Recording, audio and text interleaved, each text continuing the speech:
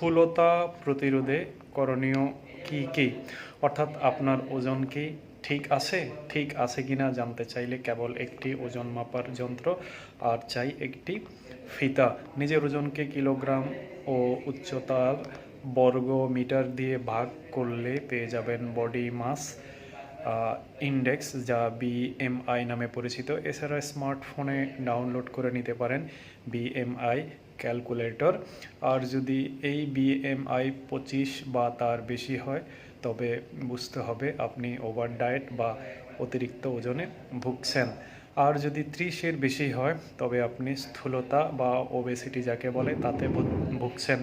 BMI 40-এর বেশি হলে তা গুরুতর অবস্থা বোঝায়। এশীয়দের ক্ষেত্রে অনেক সময় এই সূচক আরও কমিয়ে ধরা হয়। 23 বা তার বেশি হলে ওভারওয়েট এবং 27-এর বেশি হলে স্থূল ধরা হয় এশীয়দের মধ্যে।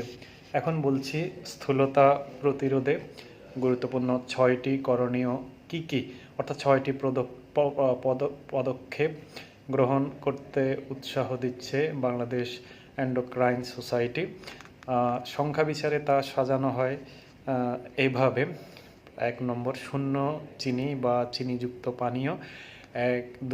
1 ঘন্টা ব্যায়াম বা শারীরিক কসরত যাকে বলে। তৃতীয়ত, 2 ঘন্টার কম স্ক্রিন টাইম।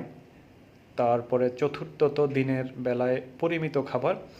4টি মূল ভিত্তির চিকিৎসা।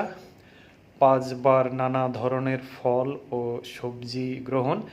আর সর্বোপরি কমপক্ষে 6 ঘন্টার ঘুম।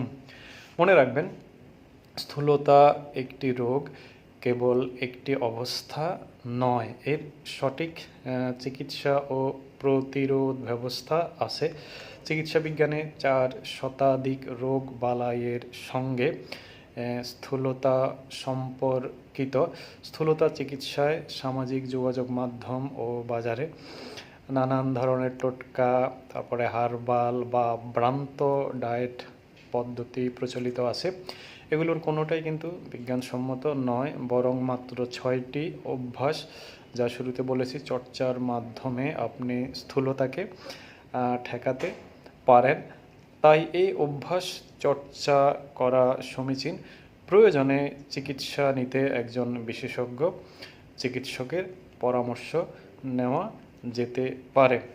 আর এই স্থূলতা প্রতিরোধ না করলে আপনি পড়ে যেতে পারেন নানা ধরনের জটিলতায়। সুস্থ থাকি, স্বাভাবিক থাকি, সুন্দর থাকি।